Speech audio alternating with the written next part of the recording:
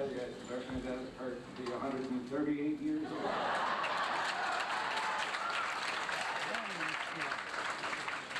Thank you for that wonderful reception here in Fort Lauderdale, and let me tell you that it's a joy to be here. As I was telling the group in Tampa yesterday, it's very seldom that I ever get to Florida. In fact, I've only been here one time in my life, many years ago, and Jacksonville was as far as I got. But we have a lot of wonderful fans here, and I've never had the opportunity to come down here, and I would like to take this opportunity to thank Joe Mopes for arranging for me to come down and visit with you, my good fans. So thank you for asking me.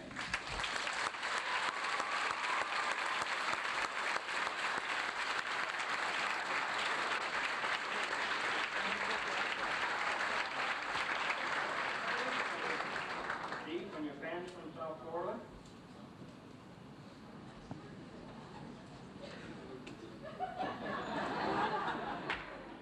Your birthday, go ahead and do a lot of junk you're not supposed to. I did that last night. I promise I won't squeal on you. Happy birthday, and look at all the signatures. Isn't that marvelous? Thank you very much.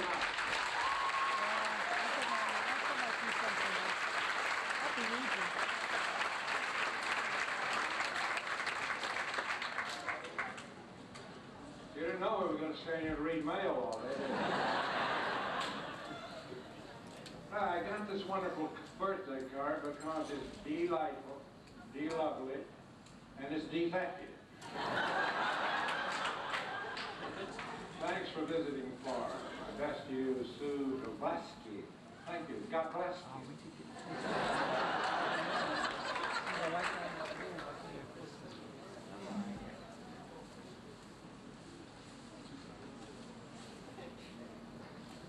Carolyn, did we get an hotel mail today? I can open it up and read it while I'm here. Carolyn's my wife. To DeForest Kelley, the heart is like a treasure chest that's filled with souvenirs. It's there we keep the memories we gather through the years. Memories of happy times, dreams we've seen come true, and memories of people who are very dear like you. Happy birthday. Robin McWood, thank you very, very much, Robin. That's delightful. It's very meaningful. Thank you. What is that? Booze?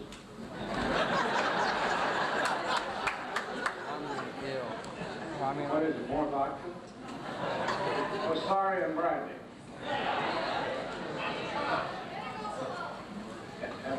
Am I to open this here? No? Is there enough for all of us, gang? Old cowboy. Did you guys see me on Bonanza yesterday? Yeah!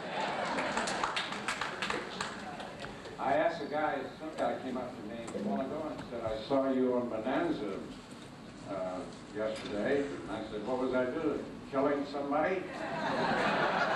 He said, no, they were going to hang you. I said, yep, that's me. That was the story of my life. For about 10 years, I was either being hung or I was killing somebody before they killed me. I'm a doctor, not a package opener.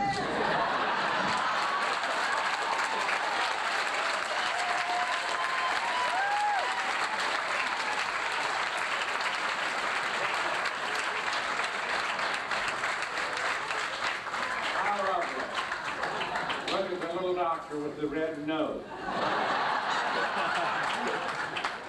That's lovely. Thank you so much. Thank you. That is a delightful gift. Mark, will you take this so that it doesn't...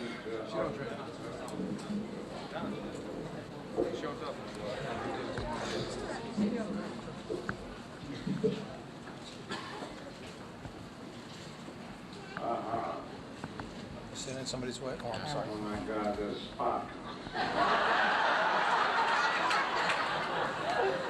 Well, I'll read it anyhow. I must conclude that we're in a dimension where the laws of known physics do not apply. You're much too young to be that old. That makes up for it. When Diana Jackson. Thank you very, very much. I appreciate that. Thank you, John.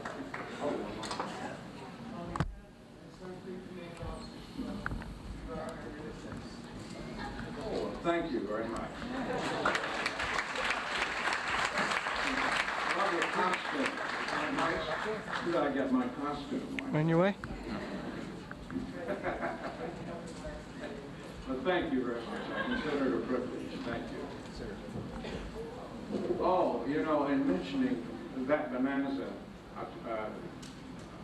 Dan Blocker, you know, with the big hat, he used to be a great jokester.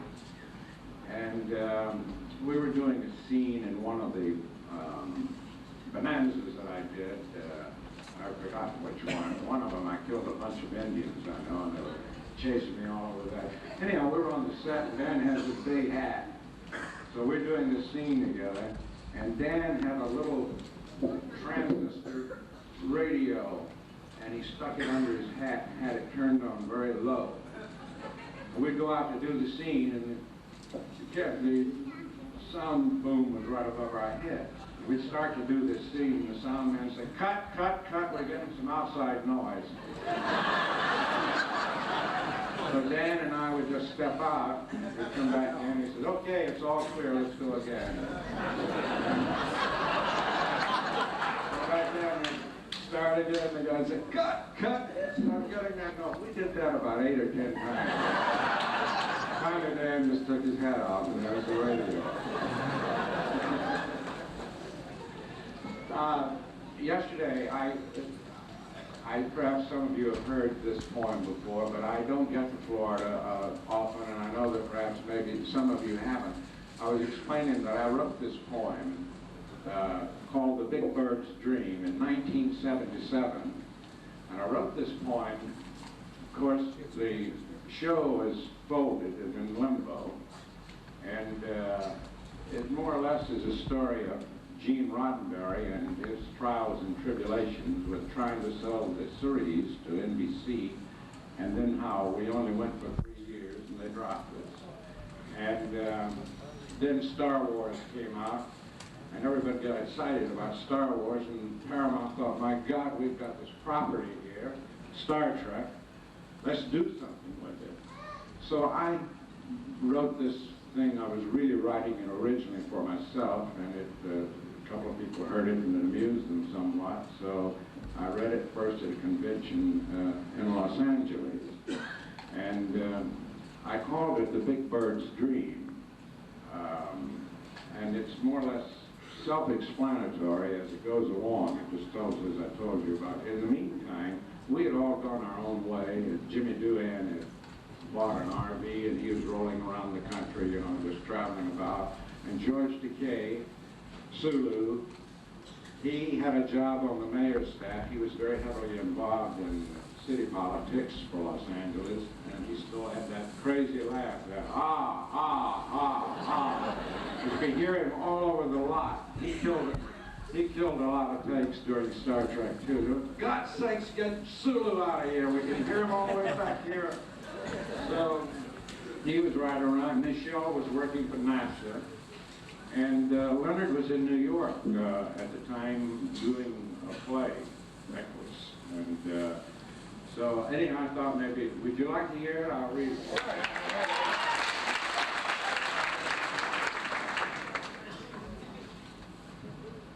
A long time ago, in a galaxy far, far away, there lived a big bird nesting on a clay. And he thought if he could hatch it and get it on the air, he'd make himself a fortune and build himself a lair. And the day finally came, the story was born, and he let out a cackle, "No more corn." So he flew from the nest with the clay in his claw, certain to sell it because it had no flaw. Now the story he hatched within this yarn took place on a ship as big as a barn. Not only that, it was in outer space, far removed from the human race. Its crew searched the universe for worlds unknown, to teach and learn and not try to own. Not only that, they built a new nation, this time known as the Federation. Now all of this taking place in the skies on a starship known as the Enterprise. Now, wouldn't you think with a plot like this, the big bird had what couldn't miss? Well, he landed in Burbank on Hollywood Way and headed east to sell his play. But things weren't as easy as he thought they'd be, particularly when dealing with NBC. The Enterprise crew was one of a kind, superb in their work, with good things in mind, different in color, different in race, green, white, yellow, and one blackface. At first, the black was not to be, until the big bird screamed at NBC. It's either she or I, he began to yell. Who knows who's going to ring whose bell? So with great reluctance, they agreed to say, okay, fellas, we'll do it his way. And at a later time, on another day, they would be the first to boast that they went that way. Now, most who read it said this bird is nuts, but there was one among them possessed with guts. Let's go with this bird, loud and clear. He's saying things people should hear. Let's give it a try and hope it will work. So spoke the head of the big network. So the pilot was made and they all took a look. My God, one shouted, he's filmed a book. Another one yelled, it's too far out. I don't understand what it's all about. But the one with guts had a grin on his face. Now he was ready to state his case. Far out, he said, I liked what I heard, and I'm still going to go with this crazy bird. So they made another pilot with a change here and there. And finally, they got it on the air. The big bird felt a sense of elation after so many days of complete frustration, and now he knew that the job was done. He was proud of his fine new son. One thing was left for the big bird to do, find a name for his dream come true. So he gave a party so the brass would appear, to name this dream he held so dear.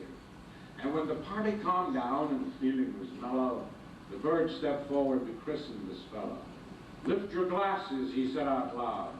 I've got a baby, for which I'm proud. And he took an innick from his hand, the symbol he had created in the change of man. He placed it tenderly around the small neck, and in a mellifluous voice said, Star Trek. The brass with guts jumped up and down. My God, he said, what a sound. How did he think of such a name? As commercial as hell, the name of the game. Well, the public loved it, but the Nielsen was low, and they told the networks what to show.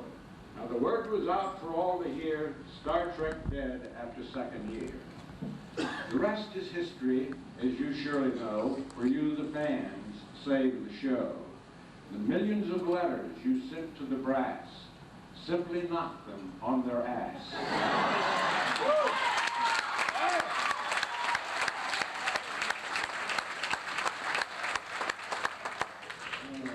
But after one more year, they put it away, not knowing it would rise in syndicated play.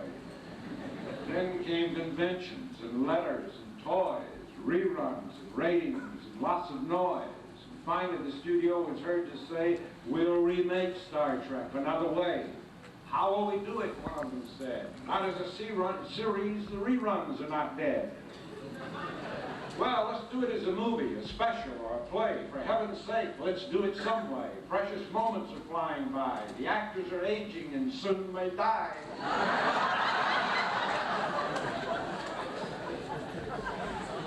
Are they still available, or should we recast? Without the originals, how long would it last? Go get the big bird. He knows where they are. And have him remind Spock he's still not a star. They've got to keep their egos down in case replacements can't be found. So in flew the big bird, ready to squeal, naturally anxious to make a deal. First, he said, we should discuss the star, for all of them probably think they are. Don't be funny, an executive said. If that's the case, the whole thing's dead. What's with Shatner? How does he look? I don't know, but he's written a book. Seems he wanted the world to know how he suffered making that show. Well, what's with Kelley? What's with his life? Oh, he's living in the valley with the very same wife.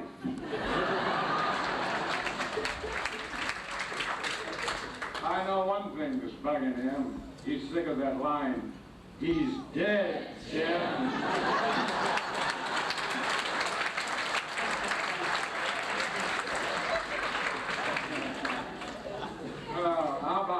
Sherman, the one with the fro. Well, he bought a motor coach and he hit the road. He's grown a beard and it's silver and black. And he says he wants to keep it if he comes back. Well, what about Decay? He flew the damn ship. Well, he's into politics, a whole new trip. He had a job on the mayor's staff, but they couldn't take that crazy laugh. Okay, what about Michelle? You know, the one you said would ring our bell? Oh, she's working for NASA, goes all over the nation, trying to interest women in the space administration. They're using the Enterprise to colonize space and can't seem to do it without the female race.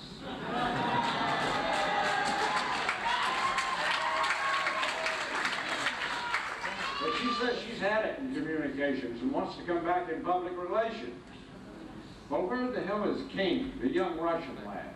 Oh, he's writing for films, and he's really not bad. As a matter of fact, if he can be found, he could be the one to get this off the ground. Well, that just about covers the entire crew. Majel's no problem. She's married to you.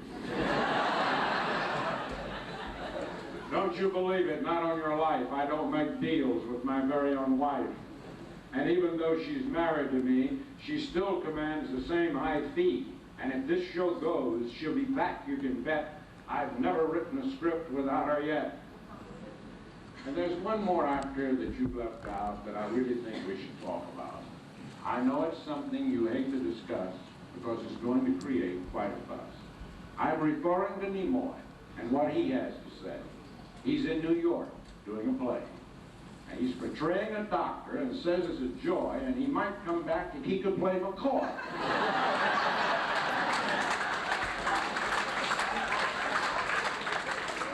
McCoy's role, the executive said, my God, man, he's out of his head.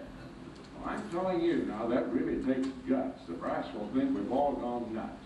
What about Kelley? If Spock plays McCoy, he'll just flip if we get another boy. Then the big bird spoke with that smile on his face, the one he wears when he's solved a case. Easy, gentlemen, don't worry about that. I can fix him in nothing flat. So just relax and calm your fears. I'll paint deep green and give him the ears. And so that brings us up to where we are today with thousands of people gathered to stay. Star Trek lives, it will not die. When will someone make it fly? Yeah.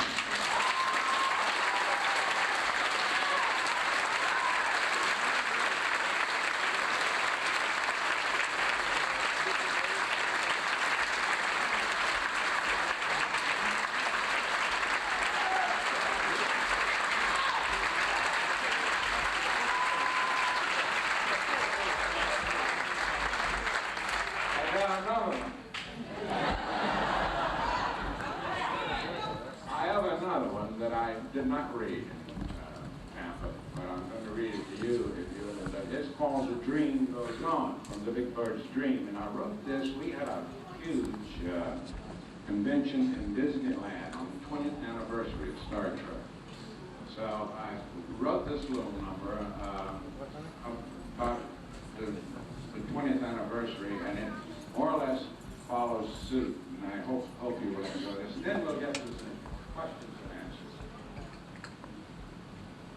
20 years ago, in a galaxy far, far away, the Big Bird had written a brand new play. He had created Star Trek, as all of us know, destined to become a classic show, filled with hope, joy, and sorrow, but always a promise of a bright tomorrow. So many good things were part of the plan, like peace on Earth and goodwill toward men. And we've been through prime time, syndication too, with millions of fans wanting something new. Finally they got it with Star Trek I, the show we thought would be a lot of fun. But when we sat down to read the script, that's when we all began to flip. It's not a Star Trek, each one of us said. When this picture's released, we'll all be dead. The studio wanted special effects, spacecrafts, lasers, spectacular sets. We wanted a story involving us. No big deal. No big fuss. Just an old-fashioned Star Trek, like we used to make. No big thing, just a piece of cake. But the studio said, we want more. Let's go all out. Let's make it roar. So they made it their way, and it was a great big flop, and the whole damn thing came to a stop. Then one day, the studio said, maybe this thing isn't quite dead. The people in the cast said we were wrong from the start. The story should have been straight from the heart. The way the old series used to be, something for you and something for me. And someone suggested they get Harv Bennett. Rich man, poor man, fix it in a minute. But it didn't turn out quite that way. Mr. Bennett would have his day. He screened the shows, and he talked with the cast, tried to find out what made it last. He attended conventions and answered fan mail. In other words, he busted his tail. He finally brought in Nicholas Meyer, writer-director, satisfied. Meyer through Bennett grabbed hold of the show, and between them both, they made it go. During this movie, Spock wanted to die until he saw it was going to fly. Who would have thought that this early defector would eventually return to be our director?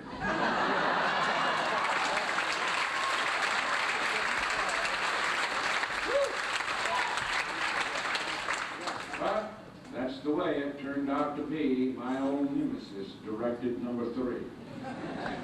But I knew that he knew how it should be done, because we talked about this on Star Trek 1. So when we started Star Trek 3, his expertise was a joy to see. It was obvious to everyone he knew his stuff. He made it look easy when it was rough. He took a firm hand with all the crew, making it clear what he wanted to do. He made no exception, not even the Shatner.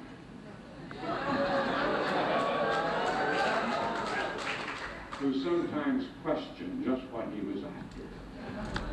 But when it was all said and done, they each respected the other one. Star Trek 3 was a big success, despite a few knocks from some of the press. But we no longer care about a critic's review. We're making movies for me and you. Now here we come with Star Trek 4, because you said you wanted more. So here we go once again. It could be the beginning or the end. We feel it's the best of all we've done. Of course, we don't count Star Trek 1.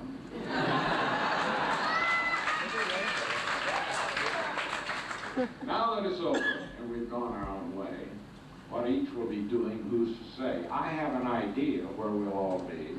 I'll tell you and see if you agree. Walter will get rich selling little toys, painting little models of girls and boys. Each and every one are little antiques, precious little things found in antiques. And all of them, of course, are many years old, worth lots of money when they're sold. He could make it in pictures if he wouldn't resent having to lose that damn accent. Jimmy, don't you know, bought a new car, an uppity little thing called a Jaguar.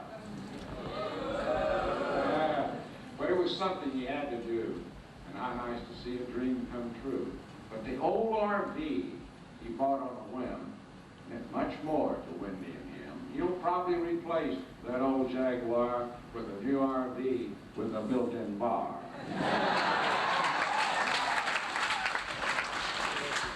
Michelle, of course, will have her day, for she's blessed in every way. Acting, singing, personality plus. We just feel lucky she's part of us. She's a beautiful lady and very dear, even with that thing stuck in her ear. Just remember we love you, Michelle, and you will always ring our bell. George still has that crazy laugh that cost him his job on the mayor's staff. But he doesn't care. He has more time to run, go to conventions, and have lots of fun. And we don't have to worry about his fate. He's got it made in real estate. I'm just glad he's still around. I've missed that laugh with his crazy sound. And what about Kelley? Now, what's with his life? Well, he's still in the valley with the very same wife.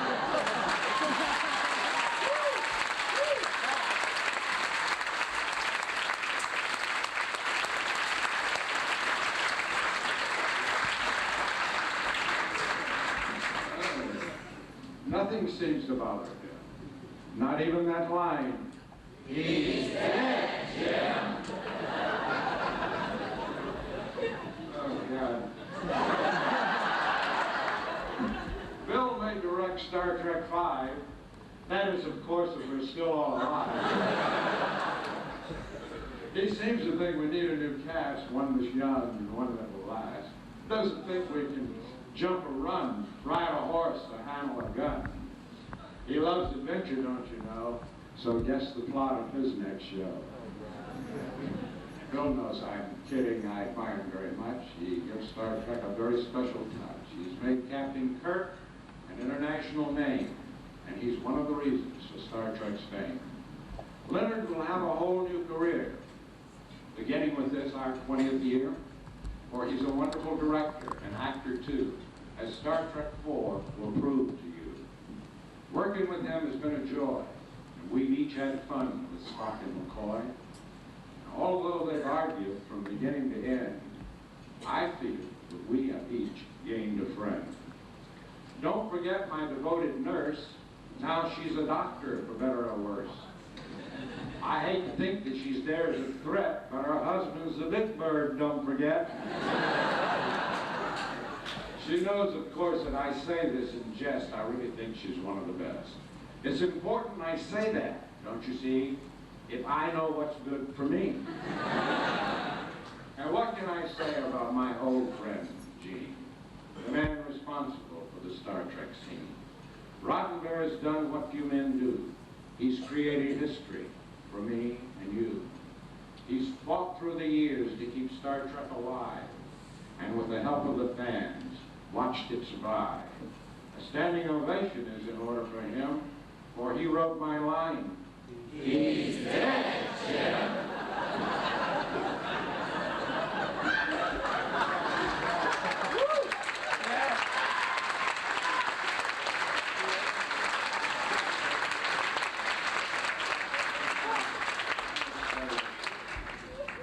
You, the fans, are the reason we're here to celebrate this, our 20th year. Star Trek lives, it will not die. And you are the someone who made it fly. Thank you.